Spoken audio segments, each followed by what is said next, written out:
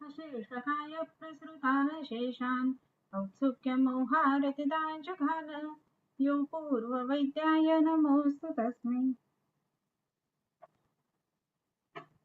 आपण 16वा अध्याय वाचतो, स्नेहविधी अध्याय. 16व्या अध्यायाचे काही आपले श्लोक झालेत, तर त्याच्यामध्ये स्नेहन कोणाला द्यावं आणि स्नेहन कोणाला देऊ नये तिथपर्यंत आपलं झालेलं आहे. त्याच्यामध्ये स्नेहनाचं बघत असताना आपल्याला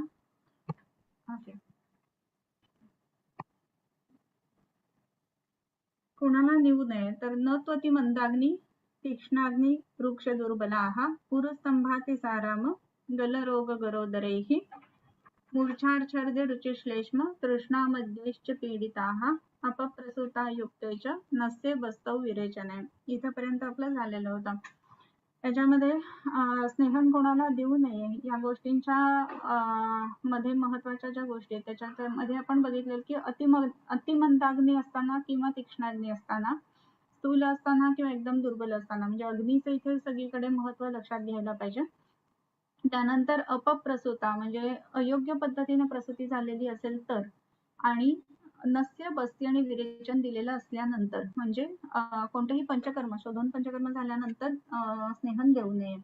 सो ह्या दृष्टीने आपण इथे संपूर्ण अर्ह आणि अनर्ह ह्या गोष्टी बघितलेल्या होत्या. मग ह्याच्यानंतरचं जे आहे ते कोणाला कोणत्या पद्धतीचा स्नेह द्यावा हे सांगितलेलं आहे. सो तैल कुठे, घृत तैलक, घृत कुठे वगैरे ह्या गोष्टी इथे महत्वाच्या सांगितल्यात. सो तत्र धीस्मृती मेधादी कांक्षिणाम शस्यते घृतम ग्रंथीनाडी कृमिश्लेष्म मेदो मारुत रोगेषु तैलल लाघव दाड्यार्थी क्रूरकोष्ठेषु देहिषु वातातपाद्व भारस्त्री व्यायाम क्षीण धातुषु वृक्ष क्लेश क्षमात्यग्नी वातावृथ पथेषु च तो शोषौ. इथेपर्यंत. सो आता ह्याच्यामध्ये कोणाला घृत द्यावं तर ह्याच्यामध्ये जे आहे तत्र धीस्मृती मेधाग्नी कांक्षिणाम शस्यते घृतम. ज्या ज्या वेळेला धी स्मृती मेधा आणि अग्नी मेधादी कांक्षिणाम शस्यते घृतम असं म्हटलंय. धी स्मृती मेधा या गोष्टी जेव्हा जेव्हा अपेक्षित आहेत तर त्या वेळेला घृत वापरावं. आता 2-3 वेळेला मला असं वाटतं की आपण ह्या गोष्टी घेतलेल्या आहेत की धी म्हणजे काय, स्मृती म्हणजे काय, मेधा म्हणजे काय, बुद्धी म्हणजे काय, प्रज्ञा म्हणजे काय, तर हे तुम्हाला सगळं सांगितलेलं आहे काढायला. तर तुम्ही काढलेलं आहे असं मी गृहीत धरते आणि त्याच्यानुसार आपण आता पुढे जाऊया. ओके. सो बुद्धी, स्मृती आणि एकाग्रता ह्या सगळ्या गोष्टी वाढवण्याच्या दृष्टीने म्हणून घृत महत्वाचं आहे. अजून एक मला घृताच्या बाबतीमध्ये, बुद्धी स्मृतीच्या बाबतीमध्ये महत्वाची गोष्ट अशी सांगावीशी वाटते की जेव्हा आपण बुद्धी, स्मृती आणि एकाग्रता ह्यांच्या वर्धनाचा विचार करतो त्यावेळेला हे जे वर्धन आहे किंवा ह्या ज्या काही गोष्टी महत्वाच्या आपण बघतोय तर त्याच्यामध्ये एक म्हणजे मेधाग्नी वाढणं हा पण गोष्ट जी आहे किंवा ही पण गोष्ट आहे ना ती ह्या घृताने शक्य होते. मग विशेष करून सिद्ध घृत जर असतील तर त्याचा परिणाम त्याच्यामध्ये आणखीनच चांगला येतो.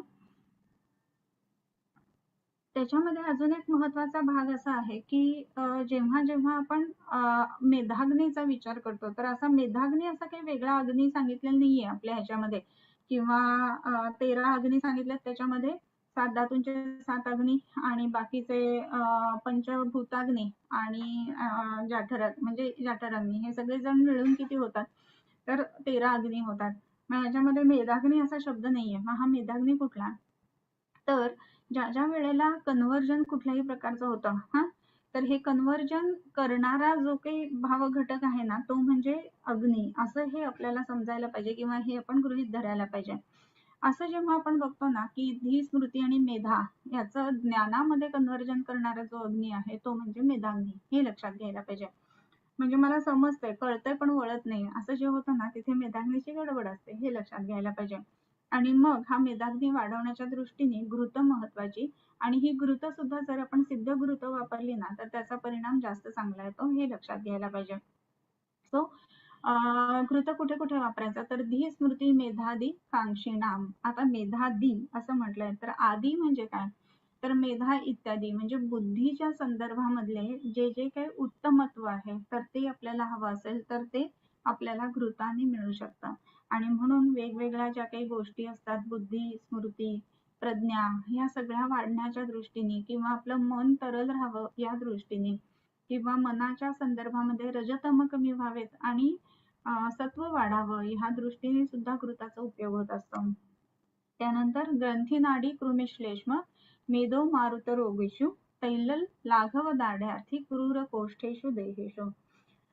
तेल कुणाकुणाला वापरायचं तर ग्रंथी नाडी कृमी श्लेष्म मेदो रोग मारुत रोगेषु या रोगांमध्ये तेल वापरावं.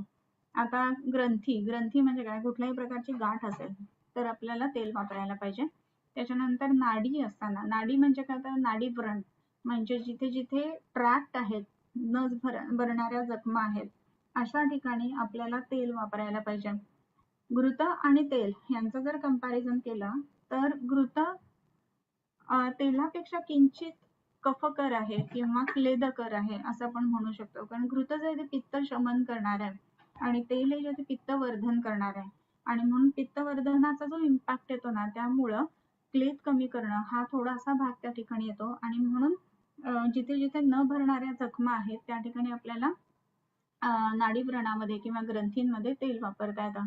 त्याच्यानंतर कृमी असताना सुद्धा तेल वापरावं. मग आता हे कृमी जे आहेत ना ते दोन्ही पद्धतीचे आपण म्हणू शकतो. मग हे कृमी कुठले तर त्याच्यामध्ये एकतर ज्याला आपण पोटातले किंवा पुरीषज कृमी असं म्हणतो ते, आणि आयुर्वेदानुसार जे 20 प्रकारचे वेगवेगळे कृमी सांगितलेले आहेत मग त्याच्यामध्ये रक्तज कृमी आहेत किंवा इतर जे काही कृमी आहेत त्या सगळ्या कृमींसाठी सुद्धा या आपल्याला तेलाचा उपयोग होत असतो हे लक्षात घ्यायला पाहिजे. सो ग्रंथी नाडी कृमी श्लेष्म मेदो मारुत रोगेशो. श्लेष्म म्हणजे कफाच्या रोगांमध्ये तेल वापरावं. आपल्याला माहितीये की तेल जे आहे ते पित्तवर्धन करणारे, रादर कफशमन आणि वातशमन करणारे, म्हणून कफशमनासाठी आणि वाताच्या शमनासाठी म्हणून मारुत रोगेशो वाताचे व्याधी असताना त्या ठिकाणी आपण तेल वापरणार आहोत. आणि मेदो रोग असताना सुद्धा तेल वापरावं असं म्हटलेलं आहे. तर आता मेदो रोगामध्ये तेल का याचा एक विचार करायला हवा. मेदो रोग जो आहे ना त्याच्यामध्ये उत्तम शमन करणारं म्हणजे काय म्हणू वाताचं शमन करणारं तेल हे मेदो रोगात का वापरायचं तर ज्या ज्या वेळेला शरीरामधला वात वाढलेला असतो तर त्यावेळेला शमनाचं काम हे तेल करणार आहे.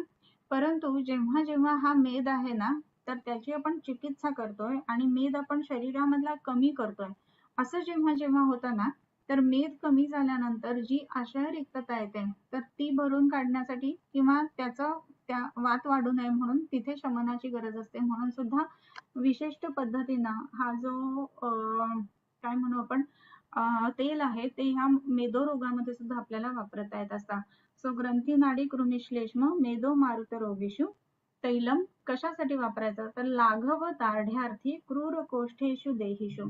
तेल कशासाठी वापरायचं तर लाघव आणण्यासाठी. आता लाघव म्हणजे काय तर शरीर हलकं व्हावं म्हणून तेल वापरावं.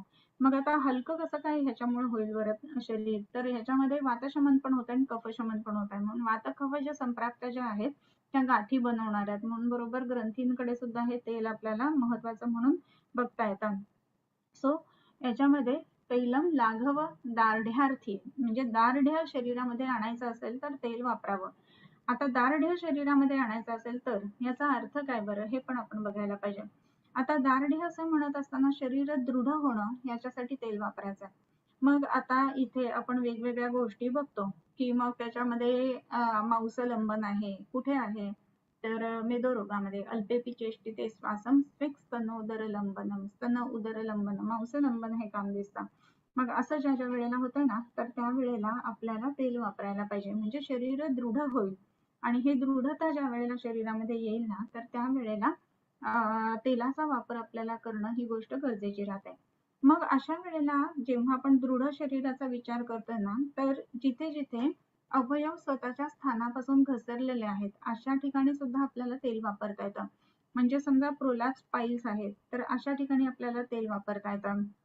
त्याच्यानंतर काही वेळेला रेक्टल प्रोलॅप्स आहे तर अशा वेळेला आपल्याला तेल वापरता येतं.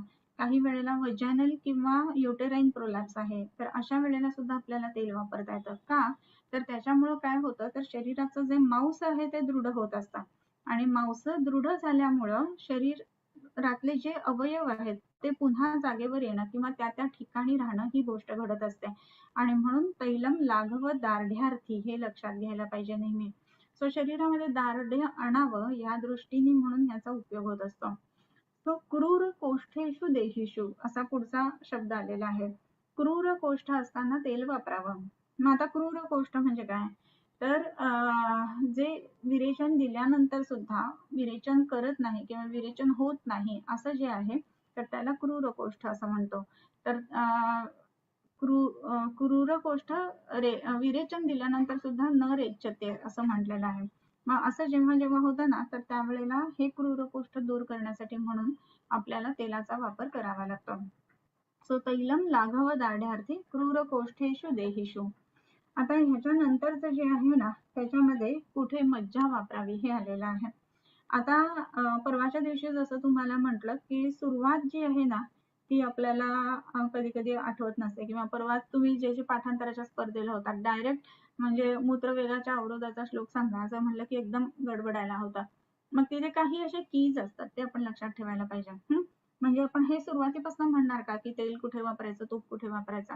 तर एक लक्षात घ्यायला पाहिजे, घृत म्हटल्यावरती बुद्धी हे आपल्याला क्लिअर आहे. मग घृताचा जो वापर चालू होतो ना तो तत्र धी स्मृती मेधाग्नी कांक्षीणाम शस्यते घृतम ग्रंथी नाडी कृमिश्लेष्म मेदो मारुत रोगेशु तैल लाघव दाढ्यार्थी. इथे आपण म्हणजे त्या जसं डाट असतात ना एक्झॅक्ट तिथे तर तसं आपल्याला श्लोक यायला पाहिजे किंवा पाठ व्हायला पाहिजे. सो ही एक की लक्षात ठेवा की तेल कुठे, घृत कुठे किंवा हे कुठे असं जे वापरायचं ना तत्र धी स्मृती मेधाग्नी इथेपासून ही सुरुवात होते हे आपण लक्षात ठेवायला पाहिजे. कारण बुद्धीचा आणि घृताचा संबंध आपल्याला आता पक्का लक्षात आहे, बरोबर. हा श्लोक इथनं सुरुवात होतो हे आपल्या लक्षात यायला पाहिजे. त्याच्यानंतर वाता तपाध्व भारस्त्री व्यायाम क्षीण धातुषु वृक्ष क्लेश क्षमात्यग्नी वातावृत पथेषु. आता ह्याच्यामध्ये काय काय ठिकाणी वापरावं. शेषव. शेषव म्हणजे काय, तर शेषव म्हणजे वसा, मज्जा आणि वसा. घृत, तैल, वसा आणि मज्जा याबद्दल आपण बोलतोय. शेषव वसातु संध्यस्ती मर्मकोष्ठ रुचासुच तथा दग्धा हतभ्रष्ट योनिकर्ण शिरोरुची असं म्हणलेलं आहे. मग आता वात, आतप, अध्व, भार, स्त्री, व्यायाम, क्षीण धातुषु. याच्यातला मुख्य शब्द काय, तर क्षीण धातुषु. क्षीण धातू असताना हे करावं. मग कशा कशामुळे हे धातू क्षीण झालेले आहेत बुवा, तर एकतर वातामुळं वातामुळं क्षीण झालेले असताना, आतप क्षीण धातुषु. आतप म्हणजे काय, तर ऊन, खूप जास्त ऊन आहे, नुसतं उन्हाकडे बघितलं तरी सुद्धा थकवा येतो, बरोबर. सो एवढे जर का उन्हाने थकवा येतोय अशा पद्धतीचे जर धातू क्षीण झालेले असतील तर त्या ठिकाणी सुद्धा आपण काय करावं, तर मज्जा वापरावी. त्याच्यानंतर वात, आतप, अध्व. अध्व म्हणजे चालणं, खूप सारं चालून आलोय आणि म्हणून जर का खूप वाताचा प्रकोप झालेला आहे अशा वेळेला काय वापरावं, मज्जा वापरावी. भार. भार खूप जास्त घेतलेला आहे, म्हणजे समजा पोर्टर्स आहेत किंवा आपल्याकडे अशा टाईपचे पेशंट आले की नित्य उचलायचं काम करतात किंवा जॉब फ्लोअर वरती काम करतात अशा वेळेला भार असताना या गोष्टींचा वापर करायला पाहिजे. त्याच्यानंतर स्त्री सेवन जास्ती केल्यानंतर क्षीण झालेलं आहे आणि व्यायाम अतिसेवन केल्यानंतर क्षीण झालेलं आहे. तर व्यायामाच्या अतिसेवनाचे व्हिडिओ खूप सध्या व्हायरल झालेले होते, तुम्ही बघितलेले होते. सो त्याच्यामध्ये किती व्यायाम करावा, आयुर्वेदानुसार अर्धशक्ती करावा वगैरे या सगळ्या गोष्टी बरोबर आहेत, पण तेवढ्या केल्या जातात का, तर नाही होत ना.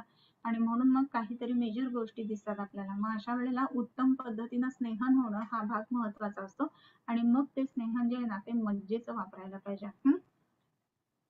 त्याच्यानंतर आहे वृक्ष क्लेश क्षमा अत्यग्नी वातावृत पथेषुच. अतिवृक्षता आहे तर त्या ठिकाणी मज्जा वापरावी.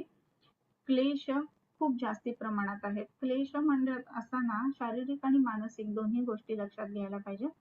त्याच्यात क्लेशक्षम असा शब्द येतो. खूप जास्ती क्लेशक्षम म्हणजे खूप सहन करणारा माणूस आहे त्याच्या ठिकाणी मज्जा वापरावी. अत्यग्नी. अत्यग्नी म्हणजे काय, तर जिथे आपल्याला बघितलं की स्नेहन करत असताना तीक्ष्ण अग्नी असताना नाही वापरायचंय कोणतंही स्नेहन, पण अत्यग्नी असताना पण मज्जा वापरू शकतो, कारण मज्जा ही पचायला जड आहे. आणि वातावृत पथेषुच. आवृत पथेषु म्हणजे काय, स्रोतस्थ मार्गावर झालेला असताना काय वापरू शकतो, मज्जा वापरू शकतो. मग आता उरुस्तंभाचे पेशंट आहेत, आमवाताचे पेशंट आहेत, अशा वेळेला बाह्यतः वापरण्यासाठी आपण ह्या गोष्टी वापरू शकतो. मध्ये एकदा सांगितलेलं होतं की शुकर वसा जी आहे ना ती खूप उत्तम पद्धतीचं वातशमन करून वेदना शमन करते. मग अशा वेळेला सुद्धा आपल्याला ती वापरता येत असते. आणि शेषऊ असं म्हटलं तर इथे सगळीकडे मज्जा वापरावी शेषऊ म्हणत असताना. आणि वसा तू, आता वसा कशामध्ये वापरावी? संध्यस्थी मर्मकोष्ठ रुजासूच तथा दग्धा हतभ्रष्ट योनिकर्ण शिरोरुजे. संधी अस्थि मर्म कोष्ठ रुजा सु, सु म्हणजे सप्तमी, राईट. सो हे सगळं असताना या अर्थाने काय वापरावी? तर वसा वापरावी. म्हणजे संधी रुजासू वसा, अस्थि रुजासू वसा, त्याच्यानंतर मर्म रुजासू वसा, कोष्ठ रुजासू वसा. मग आता संध्यांच्या ठिकाणी पेन आहे, मग तिथे वसा वापरावी. वसा काय आहे? तर शुद्ध मांसस्य यस्नेह हा वसासा परिकीर्तिता. मांसाचा जो स्नेह आहे ना त्याला वसा असं म्हटलेलं आहे. मग हे काय करतं तर पोषण करणार आहे उत्तम पद्धतीनं. आणि म्हणून सांधे दुखत असताना, अस्थि दुखत असताना, मर्मांच्या ठिकाणी पीडा किंवा वेदना असताना शुकर वसा सांगितले. तसे वेगवेगळ्या इतर सुद्धा वसा मिळतात किंवा वापरता येतात.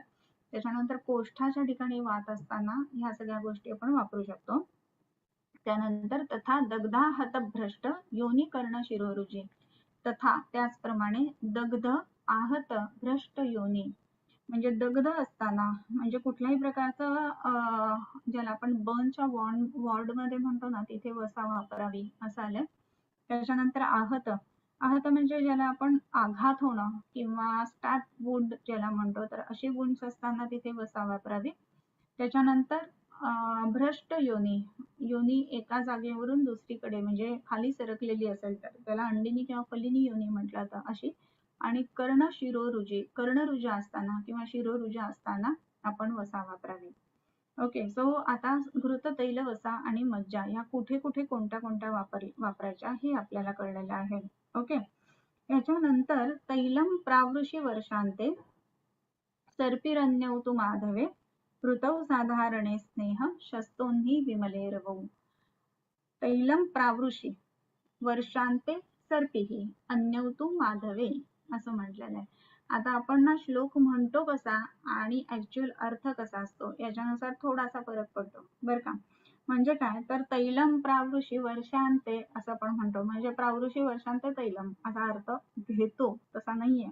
आणि सर्पिरन्यौतु माधवे, सर्पी अन्यौतु माधवे इतर याच्यामध्ये सर्पी घ्यावं असा नाही अर्थ आहे. मग कसा तैलम प्रावृषी कॉमा प्रावृत कालामध्ये तेल वापरावं. प्रावृत म्हणजे काय? वर्षाकाळ. मग वर्षा काळामध्ये म्हणजे वाताचा प्रकोप वर्षेमध्ये आहे ना म्हणून त्यावेळेला तेल वापरावं.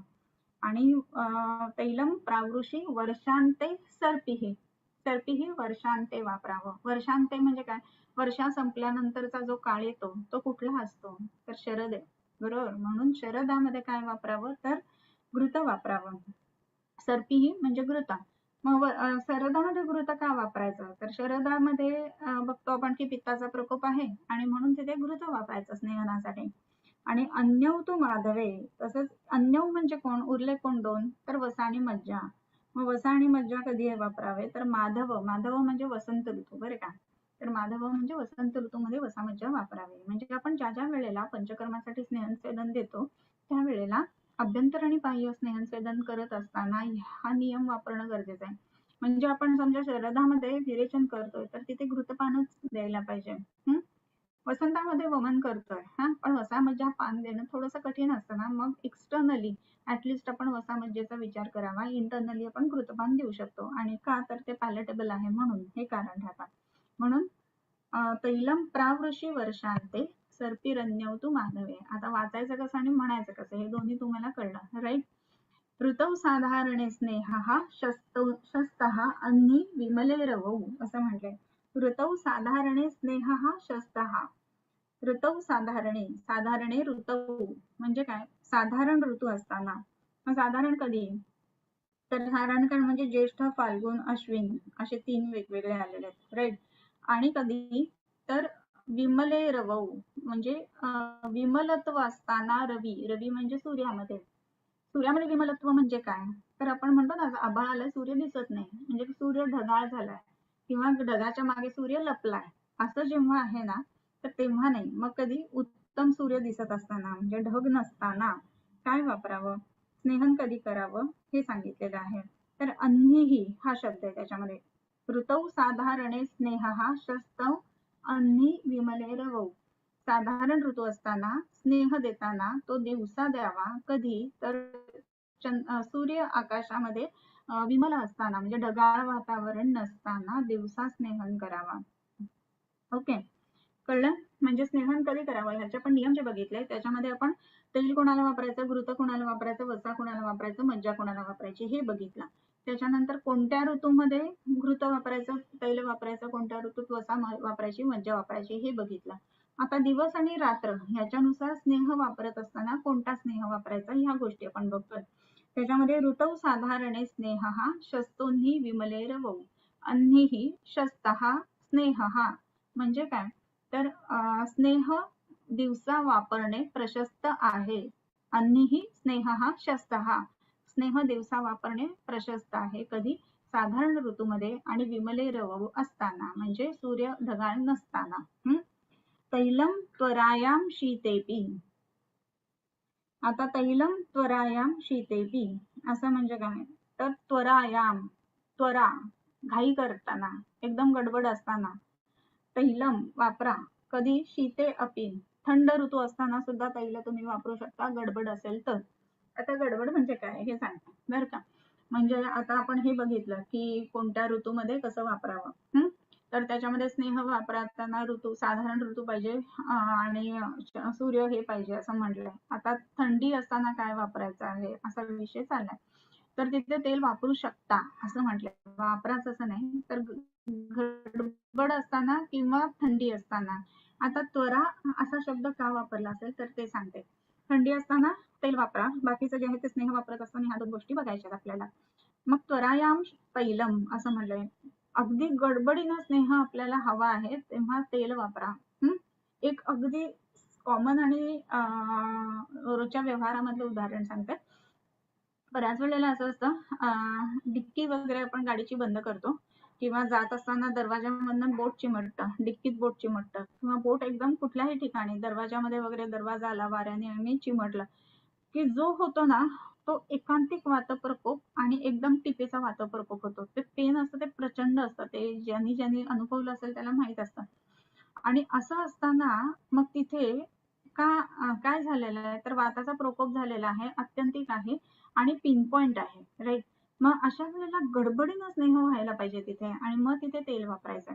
मग हे तेल काय करायचं आपण बोटावरती तेल टाकत बसण्यापेक्षा तेलामध्ये बोट ते बुडवायचं आणि ते बुडवून 1 ते 2 मिनिटं तसंच्या तसं ठेवायचं आणि तसं ठेवल्यानंतर म्हणजे तैल द्रोणी आपण ज्याला म्हणू असं तेल वापरलं पण की ते शमन होतं वाताचं आणि पेन आहे ना ते साधारणपणे पुढच्या तासाभरात एकदम कमी होऊन जातं, सबसाईड होतं. अदरवाईज बोट चिमटलेलं पेन जे असतं ना पुढचे 8-8, 10-10 दिवस कमी येत नाही. जर तुम्ही असं दाबलं तर ते नंतर सुद्धा दुखत राहतं हे जाणवतं. सो तैलम त्वरायां शीतेपि. तैल कधी वापरावं?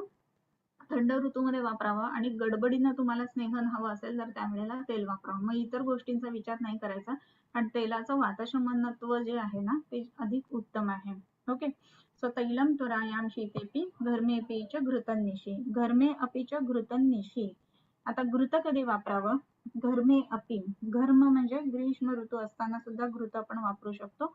ऊन जास्ती असताना कारण त्याही वेळेला जरी वाताचा क्षय होत असला तरी पित्त सुद्धा वाढण्याची शक्यता असते आणि रात्री घृत आपण वापरू शकतो. दिवसा शक्यतो आपण बघितलं की स्नेह जर वापरायचा झाला तर त्याच्यामध्ये ढगाळ हवा नको आहे. आणि निश्चेव पित्ते पवने संसर्गे पित्तवत्यपि. इथपर्यंत जे चालू आहे ना ते घृताबद्दलच चालू आहे. म्हणजे आता हा कसा श्लोक आहे तैलम त्वरायां शीतेपि कॉमा इथेपर्यंत तेलाचं झालं. त्याच्या पुढे चालू होतं ते घृताचं. घर्मेऽपि च घृतन्निशि निश्चेव पित्ते पवने संसर्गे पित्तवत्यपि. आता आपण बघितलं घर्मेऽपि च घृतन्निशि रात्री घृत वापरू शकतो, ग्रीष्म ऋतूमध्ये घृत वापरू शकतो. तसंच पित्त आणि वात निश्चेव पित्ते पवने. पित्त आणि पवन म्हणजे वात. जे वात पित्ताचा संसर्ग असताना पित्ते पवने संसर्गे असं असताना म्हणजे पित्तवाताचे व्याधी असतील तर तिथे सुद्धा निश्ची एव रात्रीच स्नेहपान करावं किंवा घृतपान करावं किंवा पित्तवत्यपि म्हणजे पित्तवती अपि म्हणजे पित्ताचे व्याधी असतील तर किंवा पित्तवाताचे व्याधी असतील तर, म्हणजे पित्तवात या संसर्गाचे व्याधी असतील तर रात्री घृतपान करावं. मग दिवसा कधी करावं आणि रात्री घृत कधी करावं हे आपण बघितलं. घर्मे पिचो घृत निशी निश्चेव पित्ते पवने संसर्गे पित्तवत्यपि. म्हणजे तुम्ही दवाखान्यामध्ये बऱ्याचदा बघितलेलं असेल की पित्तजरोदृष्टीचे पेशंट आहेत किंवा पित्तज शुक्रदृष्टीचे पेशंट आहेत किंवा त्याच्यामध्ये काय म्हणू आपण त्याला पित्तज ग्रहणीचे पेशंट आहेत. तर रात्री झोपताना फलघृत 1 चमचा दुधाबरोबर घ्या हे आपण सांगतो. निशी बरोबर संसर्गे वातपित्तचे पेशंट असताना किंवा पित्ताचे पेशंट असताना रात्री झोपताना घृतपान दिलं जातं. मग हे समान मात्रेमधलं घृतपान सुद्धा असू शकतं. ओके, सो हे कधी द्यायचं काय द्यायचं ह्या बाबतीतलं हे आहे. आता हे जेव्हा सांगितलं ना की रात्री आता समजा ह्याचे पेशंट आहेत, रक्तज अर्शाचा पेशंट आहे किंवा पित्तज अर्शाचा पेशंट आहे की ज्याच्यामध्ये दाह खूप होतोय, तर आपण पेशंटला सांगतो ना रात्री दूध घ्या, दुधाबरोबर चांगेरी घृत घ्या किंवा दुधाबरोबर महातिक्त घृत घ्या हे सांगतो आणि मग पेशंट रात्री घेऊन झोपतो. मग त्याचा होणारा जो ब्लिडिंग किंवा त्रास किंवा आग आहे ती कमी होते. तर हे दोन पेशंट ह्याच्यामध्ये दवाखान्यात बघितलेले असतात, त्यावेळेला तुम्हाला लक्षात येतं की अरे हा बरोबर, पण ह्या सूत्रानुसार आहे हे पण कोरिलेट आपल्याला करता आलं पाहिजे. सो निश्चेव पित्ते पवने संसर्गे पित्तवत्यपि निशन्यता वात कफात रोगाः स्युः पित्ततो दिवा.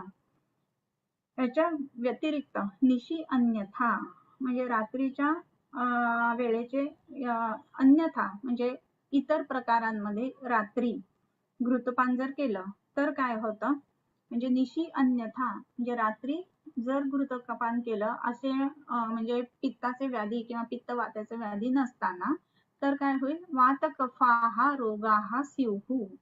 वातकफाचे रोग होतात आणि पित्ततो दिवा, दिवसा जर का स्नेहन केलं गेलं तर पित्ताचे व्याधी होतील. आणि म्हणून कधी स्नेहन करायचं ह्या गोष्टी खूप महत्वाच्या. कधीही कुठल्याही वेळेला स्नेहन केलं जातं का, तर नाही.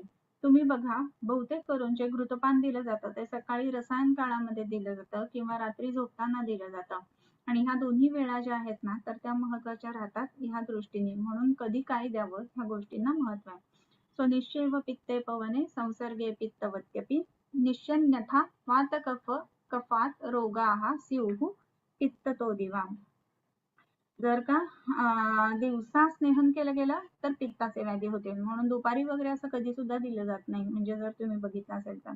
आणि मग आता हे स्नेहनाचे प्रकार वेगवेगळे झाल्यानंतर मात्रेनुसार आता हे वेगवेगळे प्रकार स्नेहनाचे पुढे येतात.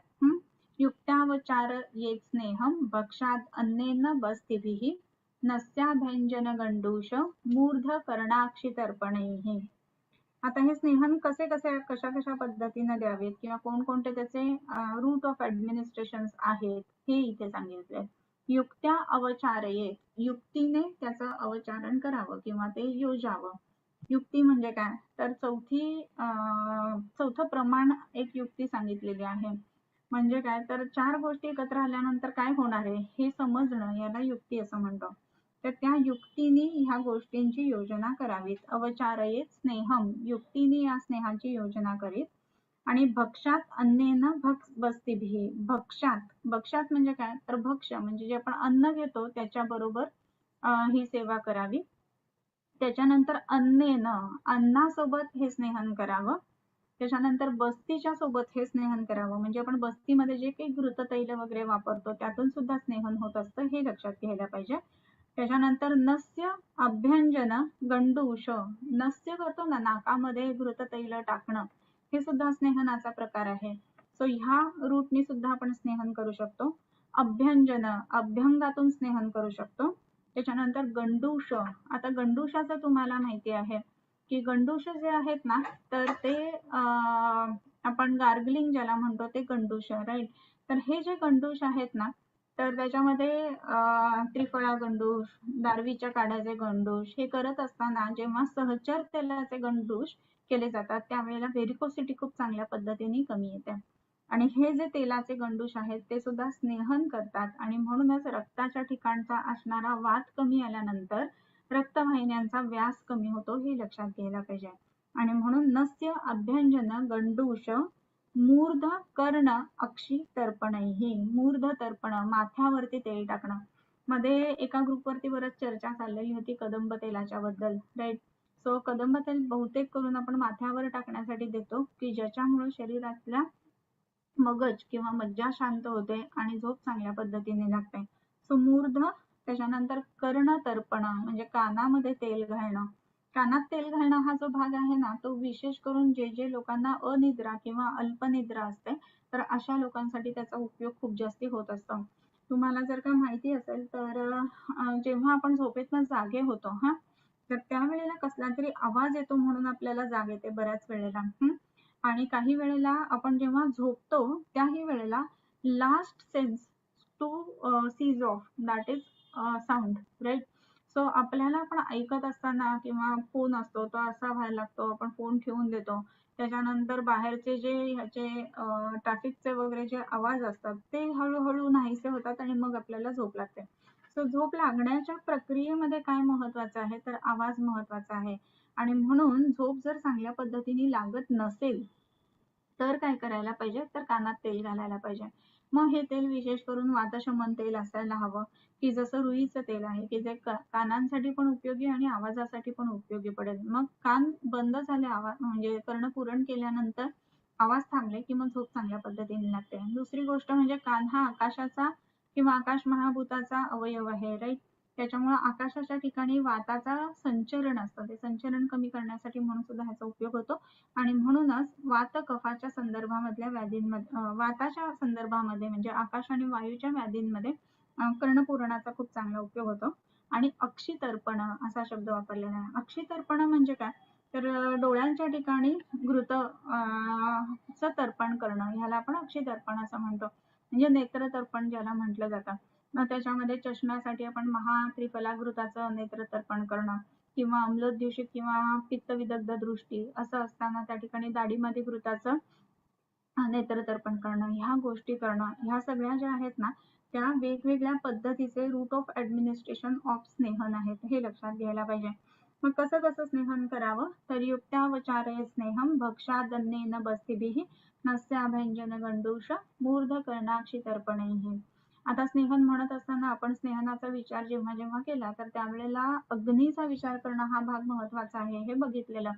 पण ज्या वेळेला आपल्याला स्नेहन तर करायचंय परंतु अग्नी तेवढा योग्य नाहीये असं जेव्हा होतं ना तर हे इतर जे आहेत ना मीडिया किंवा रूट ऑफ ऍडमिनिस्ट्रेशन ते वापरायला हरकत नाहीये आणि त्याचा डायरेक्टली अग्नीवरती परिणाम नाहीये. मग स्नेहनासाठी वापरणं म्हणजेच अभ्यंगासाठी वापरणं किंवा नस्यासाठी तेल वापरणं किंवा मूर्ध तेल म्हणून वापरणं किंवा अक्षितर्पण वापरणं, कर्णपुरण वापरणं, ह्या गोष्टी करणं सुद्धा तेवढंच गरजेचं आहे. म्हणजे आपल्याला एखादा स्नेह सांगितलेला असतो. भैषज रत्नावलीमध्ये खूप सारे स्नेह वेगवेगळे आलेले आहेत.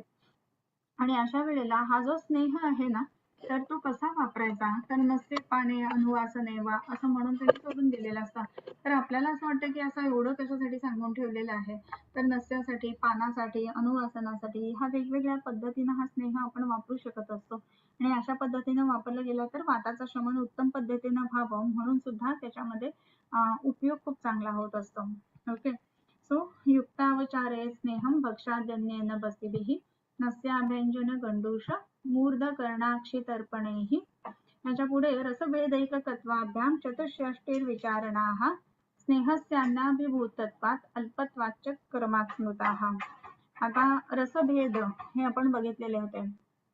एक सिंगल रसांचे 6, 2 रसांचे इतके, 3 रसांचे इतके, 4 रसांचे इतके, 5 रसांचे इतके, याप्रमाणे ते एकूण जे होते ते 63 भेद आपण बघितलेले होते, राईट. स्नेहाच्या ज्या रसाच्या त्या विचारणा आहेत तर तशा स्नेहाची ही विचारणा आहे आणि एकेरी स्नेह याला धरून ती 64 विचारणा असं म्हटलंय. रसभेदैक कत्वाभ्याम चतुष्षष्टिर्विचारणाः. स्नेहनाचे जे जे वेगवेगळे प्रकार आहेत त्याच्यामध्ये 64 वेगळ्या विचारणा आपण वापरू शकतो. मग त्याच्यामध्ये प्रत्येक रसाबरोबर तो स्नेह गेला आणि एकटा स्नेह गेला, याप्रमाणे रसभेदैकत्वाभ्याम चतुष्षष्टिर्विचारणाः स्नेहस्य अन्य अभिभूतत्वात् अल्पत्वाच्च क्रमात् स्मृतः. आता अन्नपानाच्या रसभेदानुसार ह्या 63 कल्पना आल्या आणि अन्नपानाबरोबर देत असताना स्नेहस्य अन्य अभिभूतत्वात अन्नपानाने त्या स्नेहनाचा अभिभूत केला जातो, तो थोडासा पराभूत केला जातो. आणि अल्पत्वाच क्रमात स्मृताः, अल्पत्व ह्या दृष्टीने त्याचा विचार केलेला आहे. ओके. मग आता ह्याच्यामध्ये त्याचे प्रमाण किती असतं? मग वेगवेगळ्या रसांबरोबर जेव्हा दिलं जातं तर ते प्रमाण कमी असतं. जसं आपण बस्तीसाठी स्नेह वापरताना काढ्याबरोबर स्नेह वापरतो, म्हणजे कुठल्या तरी रसाबरोबर वापरतो, राईट. मग तिथे रसाबरोबर स्नेह वापरताना त्या ह्याचं स्नेहाचं प्रमाण कमी होतं. किंवा आपण अन्नपानासह जे जे काही स्नेह घेतो तर त्याही वेळेला त्याचं प्रमाण कमी होतं आणि अभिभूत होतो तो स्नेह. म्हणजे काय, तर त्याचं जे वीर्य असतं ना ते थोडंसं कमी होतं, कारण ह्याच्या सोबत जातो म्हणून. आणि म्हणून ह्याच्या 64 विचारणा एकूण स्नेहनाच्या सांगितलेल्या आहेत. ओके. ह्याच्या पुढचा एक श्लोक वाचूयात आणि आपण थांबूयात. एकदा तुम्ही परत एकदा जर का त्यावेळेला केलेलं नसेल तर रसभेदाने ज्या 63 विचारणा होतात ना तर त्या विचारणा एकदा लिहून काढा आणि एकेरी स्नेह अशी ही 64वी विचारणा. यथोक्त हेत्व भावाच नाच्छपेयो विचारणा स्नेहस्य कल्पस्य श्रेष्ठ स्नेह कर्माशु साधना. इथे थांबूयात आपण आज. किंबहुना तुमचे केले धर्म कीर्तन हे सिद्धी गेले तेथ माझे जुरले पायी कपणा आता विश्वात्मके देवे येणे वाग्यज्ञे तोषावे तोषोनी मज द्यावे पसाय दान हे जे फळांची व्यंकटी सांडो तया सत्कर्मी रती वाढो भूता परस्परे पडो मैत्र जीवांचे दुरितांचे तिमिर जावो विश्वस्वधर्म सूर्ये पाहो जो जे वांछील तो ते लाहो प्राणिजात वर्षत सकळ मंगळी ईश्वर निष्ठांची मांदियाळी अनवरत भूमंडळी भेटतो भूता चला कल्पतरूंचे आरव चेतना चिंतामणींचे गाव बोलते जे अर्णव पियुषांचे चंद्रमे जे अलांछन मार्तंड जे तापहीन ते सर्वाही सदा सज्जन सोय रे होतु किंबहुना सर्वसुखी पूर्ण होनी तिही लोकी भजिजो आदि पुरुखी अखंडित आणि ग्रंथ उपजविये विशेषी लोकी इये दृष्टादृष्ट विजय होआवेजी येथ म्हणे श्री विश्वेश्वरावो हा होईल दान पसावो येणेवरे ज्ञान देवो सुखिया झाला येणेवरे ज्ञान देवो सुखिया झाला येणेवरे ज्ञान देवो सुखिया झाला.